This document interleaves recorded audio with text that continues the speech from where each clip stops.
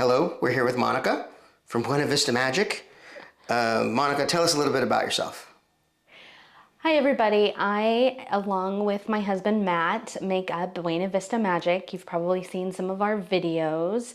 We are theme park lovers here in Southern California. We also fly to Florida and share our experiences. Fun little note, we actually got engaged at Disneyland. Matt set up a caricature drawing for me outside of Blue Bayou and we had dinner there, which was awesome. Although dinner kept being interrupted by my professional job because I was trying to schedule a deposition as I am an attorney. Matt and I both work for my law firm that I've had for about 5 years. I'm licensed in California and Washington State. And so Matt thought it would be interesting for me to answer some of his questions that he had about the Disneyland Magic Key lawsuit. Can you tell us a little bit about how the current lawsuit is in your area of practice or in your wheelhouse? So I'm a consumer protection attorney. I represent people. I am a trial attorney. I take cases to trial in front of jurors. And what I do and specialize in is suing companies that profit off providing misrepresentations or false information related to their services and products when selling them to consumers. So that includes a broad range of things, but lies in the sale process of car dealerships sometimes. It's a very expensive purchase and someone might be promised something about the vehicle and then it ends up not being true. If your mortgage company ends up not giving you credit for your monthly payment and then reporting to your credit that you didn't make your payment. Those are things my firm handles, but I'm very familiar with all of the legal claims in this lawsuit because we regularly bring these types of cases. Excellent. And then to kind of piggyback on what your specialty of the law is, can you tell me what you think about the particular claims in this case? So, in the Magic Key case. Matt and I have this conversation a lot because people call our firm and they tell us something that happened to them or something that a company did. And a lot of times it could be like something really egregious, something totally shocking that a company did, maybe lying to the community, maybe just straight up wrong stuff. But there cannot be a lawsuit unless someone is actually harmed as a result. And harm, you've probably heard like with personal injury cases, would be physical harm. Someone's in a car accident, someone suffers physical injury. But with consumer protection, that's usually some form of monetary amount, some form of payment made that they never would have actually made if they understood the real terms of what was being done. So you need both. You need a company violating a law and you need harm as a result of the violated law. So that's something that was really interesting to me in this case because they are arguing that the term subject to availability didn't properly put the plaintiff on notice as to what that really was going to mean. And she was harmed in that if she'd understood that it meant that the available dates would be so limited, she would never have bought her pass. So she was harmed in that she put this money towards this pass that she wouldn't have bought if she understood the terms. So one of the claims is false advertisement. Is that what you're speaking of there? She would not have purchased the... That's actually her claim for all of her causes of action. So we call them causes of action. They're really just a legal claim. A lawsuit may have a number of claims. Anywhere between 1 and, I've seen them with up to 20. And you can win or lose on the various different ones. They're not connected. So this lawsuit has a number of legal claims, including Consumers Legal Remedies Act, which is set forth in the California Civil Code for when misrepresentations are made in an attempt to sell a product or service and actually results in that sale. The next one is Business and Professions Code. So it's a whole nother area of the law here in California, and it outlines how certain businesses have to act and rules they have to follow. Business and Professions Code Section 17200 outlines the things that companies would do that are deemed unfair business practices. If something's unfair, if something's illegal, if something's fraudulent, that's all a 17200 claim is what we call them. Then there's Business and Professions Code Section 17500. That's false advertising. So that's advertising something in a way that's different than what it actually turns out to be.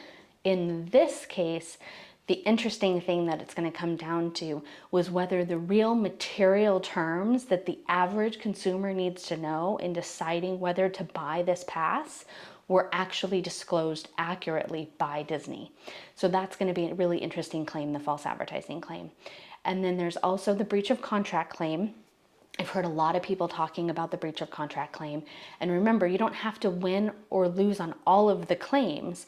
So my thoughts on the breach of contract claim are actually very different than the false advertising claims. And then there's also a negligent misrepresentation claim in this lawsuit. And that's basically the same as the Consumers Legal Remedies Act, although it doesn't have to be intentional. So just by accident, a misrepresentation was made. It was material and important to the buyer. Therefore, it was a negligent representation that was wrong. So the person who bought it, the consumer, should get some kind of remedy for it. And then the last claim I think they have is a concealment claim. And that's the one I think is the weakest. I actually don't think that there was much concealment by Disneyland. I think there was a misunderstanding, but I think concealment's really going to be a stretch for them here. So I know that this lawsuit was originally filed in Orange County Superior Court, but many people have learned, through the news and other YouTubers that Disney moved the case to federal court. Why would Disney do that? There could be a lot of reasons why Disney would want this case to be heard in federal court rather than state court. I would be speculating as to all of their reasons. I can tell you that there is a benefit to defendants to be in federal court. When you file a lawsuit, the burden is on the plaintiff, the person filing the lawsuit, to prove their case, and a jury in federal court has to come back with a unanimous verdict in order for the plaintiff to prevail. So all defendants have to do is convince one juror that they shouldn't be liable, and you get a complete defense verdict.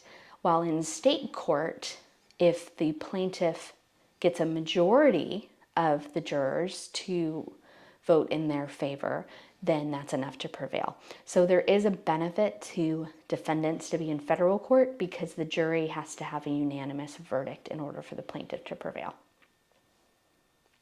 When you purchase a Magic Key and you read the contract, if Disney has it worded in the contract that reservations are subject to availability, doesn't this give Disney a legitimate defense? I've heard a lot about this idea that Disney clearly covered themselves, drafted a contract to protect themselves. But remember, there's a number of claims here, and only one of them is breach of contract. So the terms of the contract are going to be important to all of the claims, but the false advertising claim is really going to focus on what was advertised and not so much what was in the contract. Also, generally, when you're defining a term in a contract and trying to figure out what the two sides of the contract thought that term meant, such as subject to liability, we have to ask the judge or the jury to make that decision. In this case, we actually have a pattern in practice of Disneyland regularly using that term, subject to availability, but it didn't mean there was going to be less days available. It meant that unless the park was at capacity, you could get in because there was no blackout dates. To clarify, you're speaking of the annual pass program they had before the Magic Keys? Correct. And so assuming that the plaintiff was a pass holder before, she's used to, and I think the reasonable consumers buying these passes are used to the term subject to availability, meaning that they could go to the park as long as the park wasn't at capacity or there wasn't a health crisis or something else that would keep them from being able to operate the park that day. The way Disney's actually using the term subject to availability, it appears as though they're arbitrarily setting a certain number of visits and reservations available per tier of the key, and that's just different than what the reasonable consumer was assuming, especially because it's so different than what Disney's prior practices were, and that wasn't made clear anywhere. So let me ask you this. What do you think Disney's defense will be? Well, Disney's going to argue that the phrase subject to availability is not the same as a blackout date. So the plaintiff's arguing, if I can't get a reservation, I'm basically blacked out, and I was promised a pass that would have no blackout dates. So it's an interesting legal issue because we're really going to have to figure out what this subject to availability really means. And I've seen some people think that it's just a little bit ridiculous and that reservations are available, but let's take it to an extreme example. If subject to availability means that someone isn't able to get a reservation at all year, right? They buy the Dream Key, it's not supposed to have any blackout dates, and they're not able to get a reservation all year round. And maybe it's because they're just not looking at the website at the right time.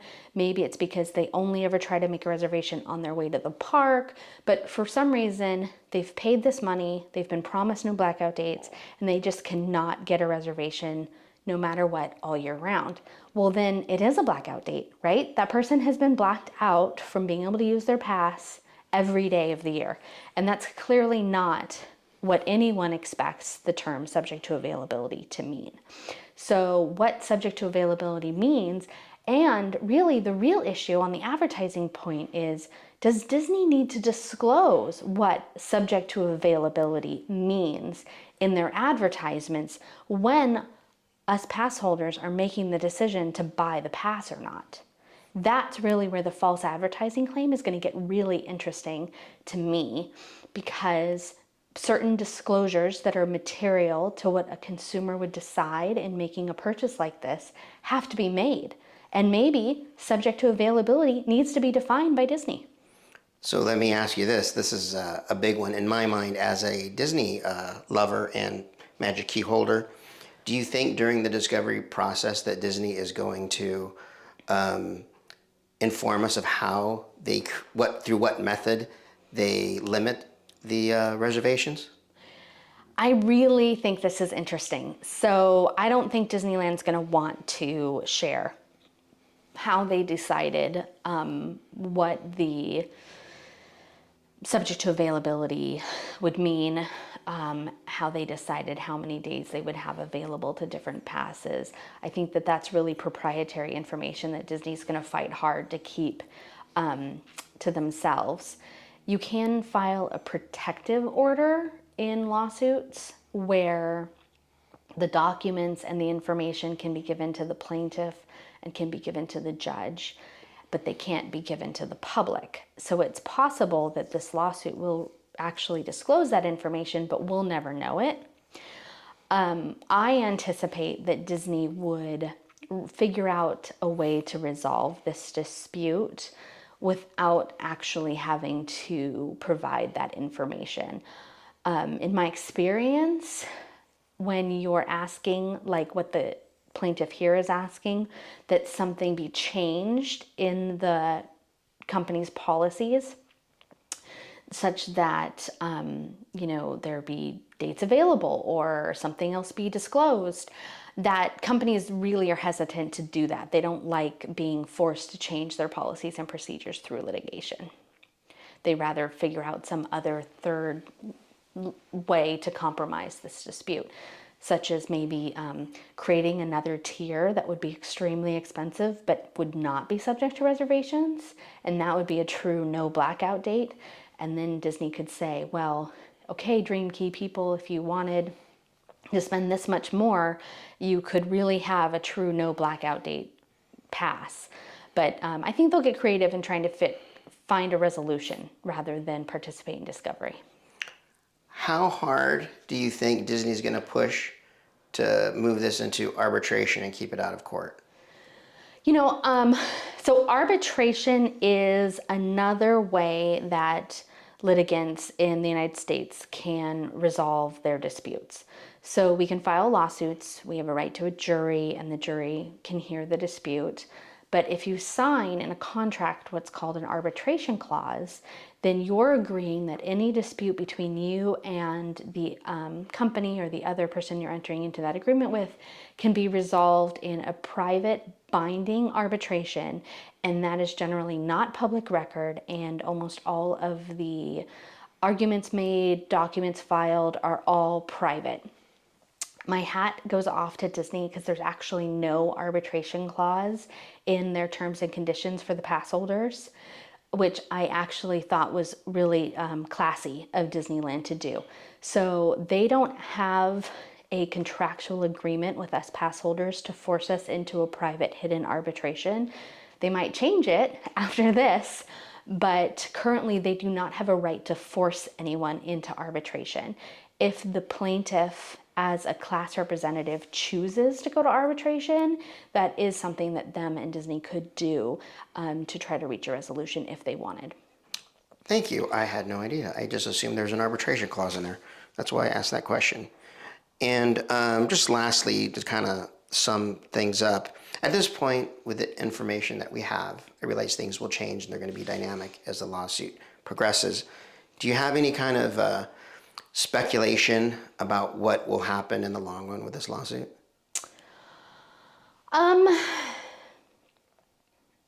I think it'll end up going away with some kind of settlement, much like the Scarlett Johansson lawsuit did.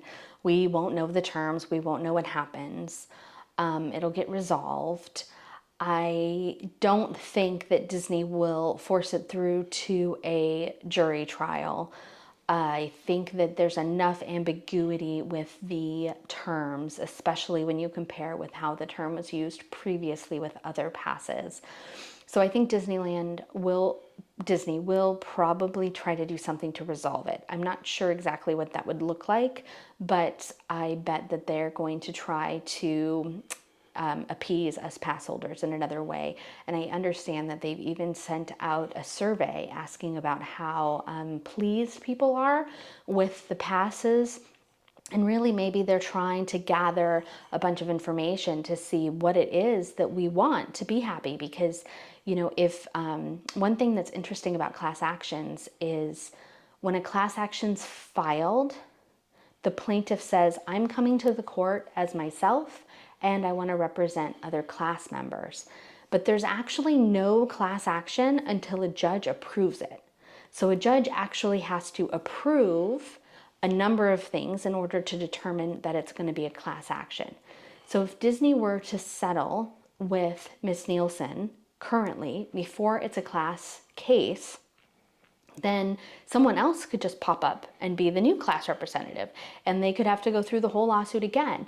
And all of us pass holders could just pop up until they've resolved with everyone. So it really does make sense for Disney to change some of their policies and procedures and their practices and present something that's going to result in happier pass holders and also probably a stronger defense for them as well in case these cases continue. With that, I'd like to thank Monica for taking time to answer some of our questions. We appreciate it. If you enjoyed this video and found it informative, please hit that like and subscribe. Any parting words, Monica? I've really enjoyed being here and doing this. This is the kind of law I practice, so it was easy for me to talk about it. And if you have any questions that we didn't touch on, feel free to leave them in the comments. If we get enough questions, maybe we'll do another video or try to get those answers to you to the best we can. And also, nothing in this video is legal advice. Everything is subject to the specific facts of a case.